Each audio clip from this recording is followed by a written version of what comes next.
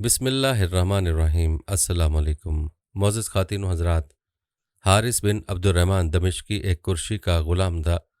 हसूल आज़ादी के बाद याद इलाही की तरफ माइल हुआ और बाज़ अहलुल्लाह की देखा देखी रात दिन इबादत इलाही में मसरूफ़ रहने लगा। कम खाता, कम सोता, कम बोलता और इस कदर कोशिश पर इक्तफ़ा करता जो सतर पोशी के लिए ज़रूरी थी। अगर ये ज़ुहद वरा, रियाज़तें और मुजाहिदे किसी मुर्शद कामिल के ज़ेर हिदायत अमल में लाए जाते तो उसे काल से हाल तक पहुँचा देते और मार्फत इलाही का नूर किश्वर दिल को जगमगा देता। लेकिन चूँकि ग़ुलाम अहमद कादियानी की तरह बेमुर्शद था, शैतान उसका रहनुमा बन गया। शयातीन का मामूल है कि वो तरह तरह की नूरानी शक्लों में बेमुर्शद रियाज़त कशों के पास आकर अनवा व इक़साम के सब्ज़ बाग दिखाते हैं। किसी से कहते हैं कि तू ही महदी मऊद है, किसी के कान फूंकते हैं कि आने वाला मसीह तू ही है, किसी को नबूवत और रिसालत का मनसब बख्श जाते हैं। जब इबलीस ने हारिस को अपनी निगाह इल्तफात से सरफराज करके उस पर इल्हाम व इत्तका के दरवाजे खोले तो उसको ऐसे ऐसे जलवे दिखाई देने लगे जो पहले कभी मुशाहिदे से नहीं गुजरे थे। उसके सर पर किसी मसीहा नफ्स शेख तरीक़त का ज़ुल्ल सआदत लम्हा अफगन नहीं था जिसकी तरफ रुजू करता और वो उसे इबलीसी अगवा की कोशिशों पर मुतंबे करके जलालत से बचाता। उसने अपने बाप को जो मौज़ा होला में रहता था लिख भेजा कि जल्द आकर मेरी खबर लो, क्योंकि मुझे बाज़ ऐसी चीज़ें दिखाई देने लगी हैं जिनकी निस्बत मुझे खदशा है कि कहीं शयातीन की तलबीस ना हो। ये पढ़कर अहमक बाप ने उसको वर्ता हलाकत से निकालने की बजाय उल्टा उसके सामने जलालत व जुल्मत का जाल बिछा दिया और लिख भेजा, बेटा तू इस काम को बेखतर कर जिसके लिए तुम्हें हुक्म होता है, क्योंकि हक ताला अपने कलाम पाक में फरमाता है कि क्या मैं तुमको बतलाऊं कि शयातीन किसके पास आया करते हैं। वो ऐसे शख्स पर नाजिल होते हैं जो दरोग गो बद किरदार हो, और तू ना तो दरोग गो है और ना बद किरदार, इसलिए किसी किस्म के अब हम अपने पास ना फटकने दे। लेकिन हारिस के बाप का यह इस्तदलाल कतन जहालत पर मबनी था, क्योंकि उससे अगली आयत के मिलाने से जाहिर होता है कि ये आयत उन दरोग गो बद किरदार काहनों के बाब में नाजिल हुई थी जिन्होंने गैब दानी के साथ तकद्दुस की दुकानें खोल रखी थीं। आयत के मफहूम में कतन ये चीज़ दाखिल नहीं कि शयातीन कहानों के सिवा दूसरों को अपनी वही व अलका से नहीं नवाजते।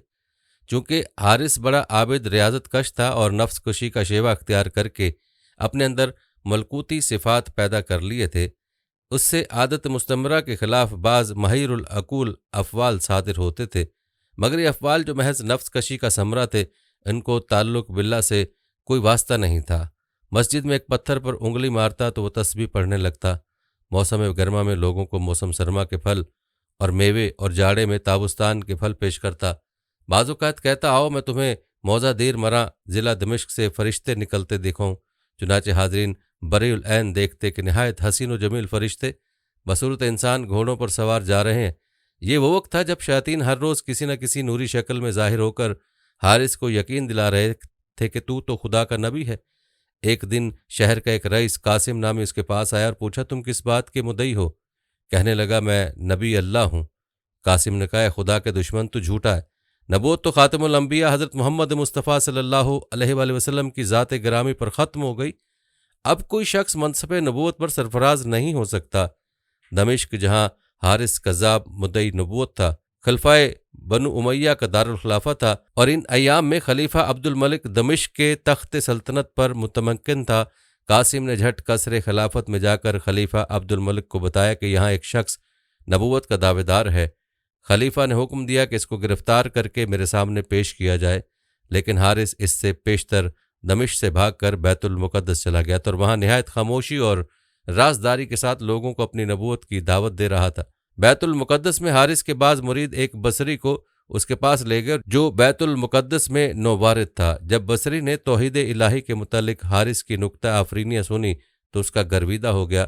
लेकिन जब हारिस ने बताया कि मैं नबी मबूस हुआ हूँ तो बसरी ने कहा कि मैं तुम्हारा दावाए नबूवत तस्लीम नहीं कर सकता, क्योंकि नई नबूवत का दरवाज़ा हज़रत नबी आखिरुज़्ज़मा सल्लल्लाहु अलैहि वसल्लम की बासत के बाद बंद हो चुका है। हारिस ने कहा, नहीं नहीं, तुम सोचो और गौर करो, मेरी नबूवत के ये दलाइल हैं। बसरी बग़ैर किसी मज़ीद हिलो हुज्जत के वहाँ से चला आया और वहाँ से दमिश्क जाकर खलीफा से मिला और हारिस के दावाए नबूवत की शिकायत की। खलीफा अब्दुल मलिक ने पूछा, वो कहाँ है? बसरी ने बताया कि वो बैतुल मुक़द्दस में फ़लाँ जगह छुपा है। खलीफा ने 40 फरगानी सिपाही उसके साथ कर दिए। ये लोग बैतुल मुकद्दस पहुंचे और उसको गिरफ्तार कर लिया और जंजीर गर्दन में डालकर उसके दोनों हाथ गर्दन से बांधे और ले चले।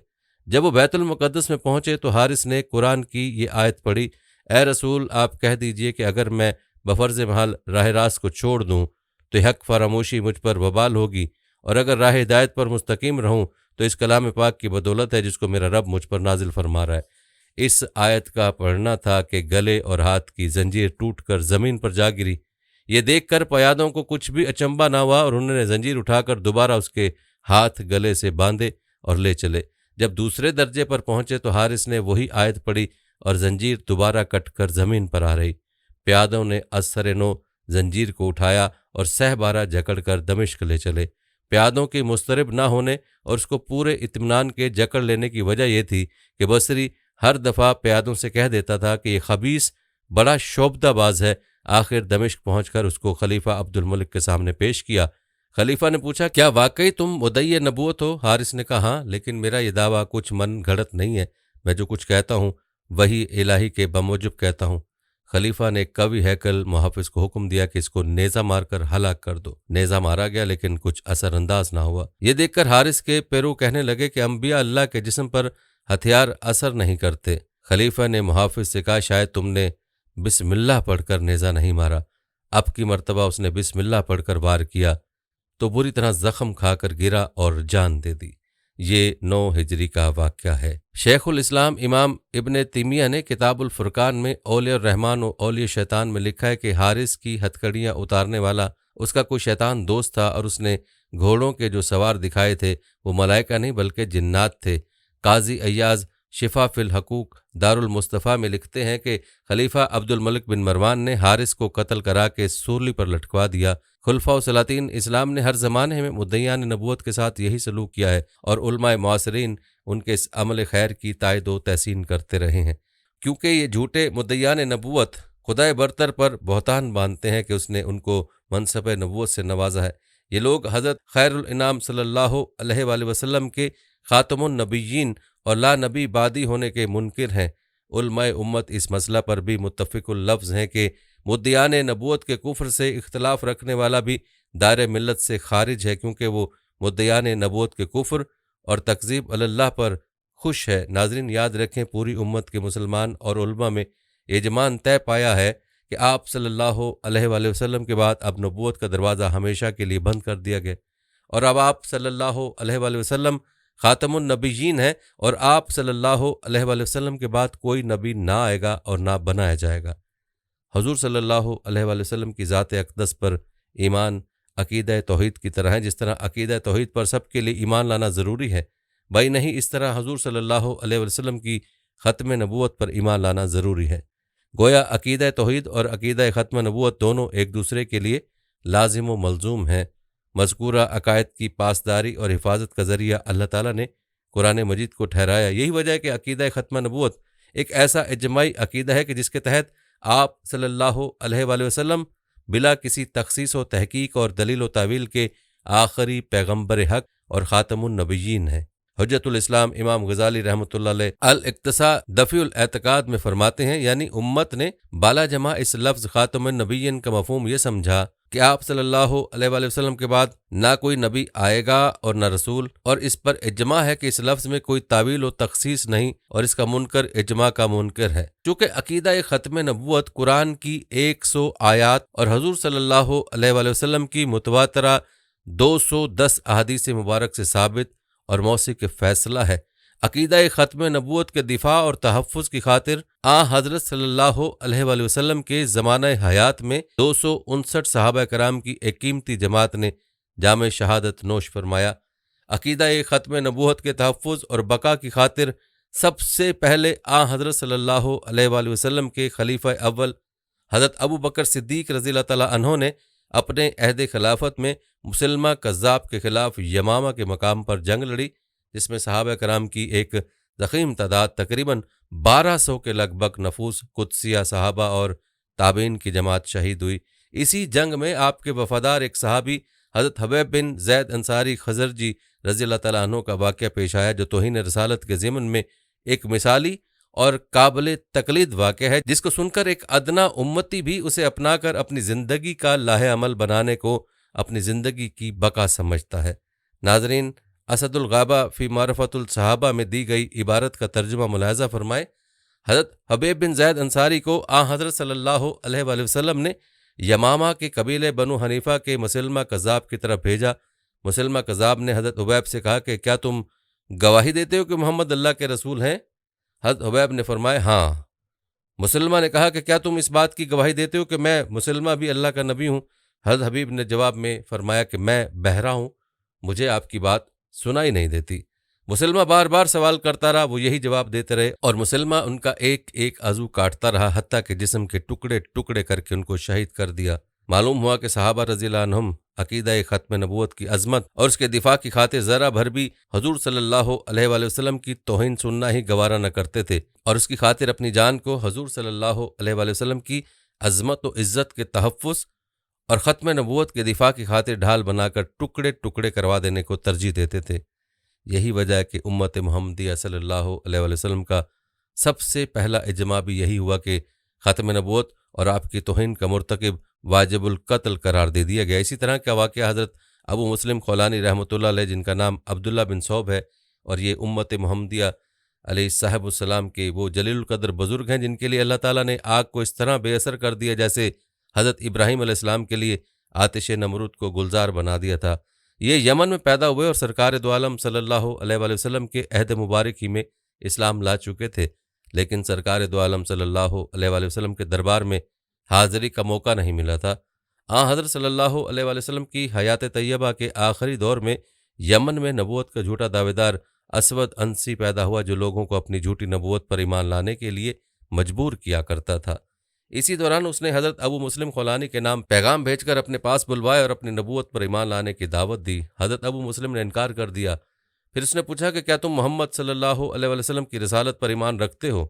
हज़रत अबू मुस्लिम खौलानी रहमतुल्लाह अलैह ने फरमाया हाँ। उस पर असवद अंसी ने आग दिखाई और अबू मुस्लिम को उसमें डाल दिया, लेकिन अल्लाह ने उस आग को बेअसर कर दिया और हज़रत अबू मुस्लिम सही सलामत उस आग से बाहर तशरीफ़ ले आए।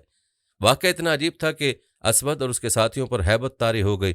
असवद अंसी के साथियों ने उसे मशवरा दिया कि उसे जला वतन कर दो, वरना ख़तरा है कि उसकी वजह से तुम्हारे पैरों के ईमान में तज़ल्ज़ुल आ जाए। चुनाचे उन्हें यमन से जला वतन कर दिया गया।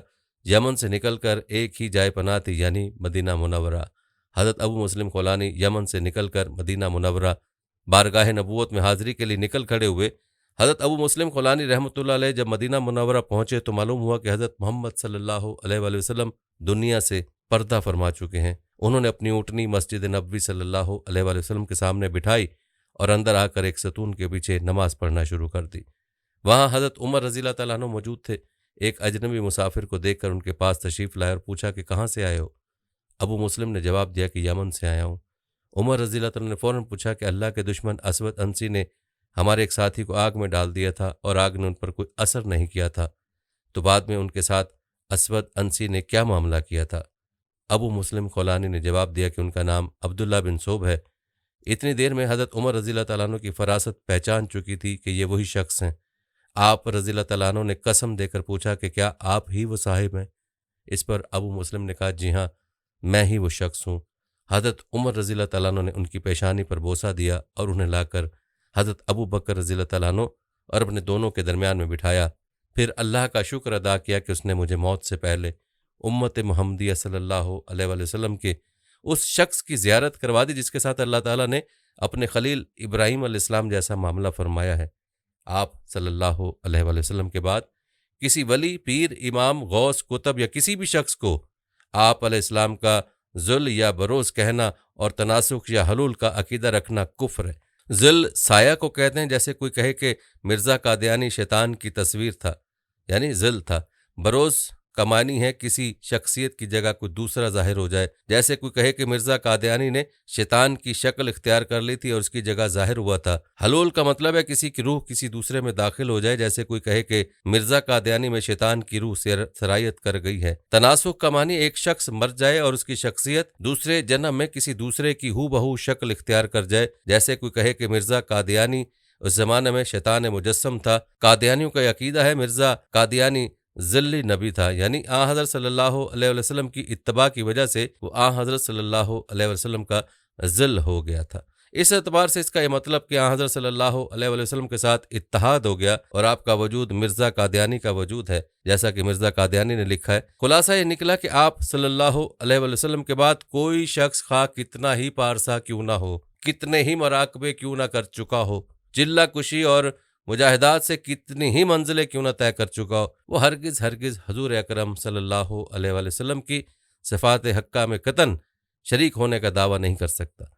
जैसे अल्लाह रब्बुल इज़्ज़त की ज़ात व सिफ़ात और इबादत व बंदगी में कोई शरीक नहीं हो सकता, वही नहीं आ हज़रत सल्लल्लाहु अलैहि वसल्लम के कमालात और आपकी ज़ाती ज़िंदगी के रमूज़ व असरार में कोई भी शरीक नहीं हो सकता। चाहे जाए कि कोई ये दावा करे कि मैं हजूर सल्लल्लाहु अलैहि वसल्लम का ज़िल हूँ या परतो हूँ, ऐसा शख्स सरासर दजल, फ़रेब और कज़ब बयानी का मुर्तकिब है। ऐसे शख्स के बारे में उलमा उम्मत का इज्माई अकीदा है, आ हज़रत सल्लल्लाहु अलैहि वसल्लम के बाद जो शख्स नबूवत का दावा करे वो बाला जमा काफिर है, काफिर है, काफिर है। इसको जो लोग अपना इमाम, मुजद्दिद, मामूर मिनल्लाह, मेहदी, मसीह या ज़ुल नबी तस्लीम करें, वो भी काफिर हैं, काफिर हैं, काफिर हैं। हत्ता कि जो लोग इस मदुई नबूवत को मुसलमान समझें, बल्कि जो लोग उसे काफिर ना समझें, वो भी काफिर हैं। यही वजह है कि उलमा ने अपने फतावा में, अदालतों ने अपने फैसलों में और असम्बली ने अपने कानून में कादियानियों को काफिर करार दिया, बल्कि कादियानियों की तरह लाहौरी ग्रुप को भी काफिर करार दिया है। दुआ है कि अल्लाह ताला हमें नबी आखिर ज़मा सल्लल्लाहु अलैहि वसल्लम ख़ातमुन नबीयीन से कामिल मोहब्बत और इश्क़ हक़ीक़ी अता फ़रमाए। आमीन या रब्बुल आलमीन।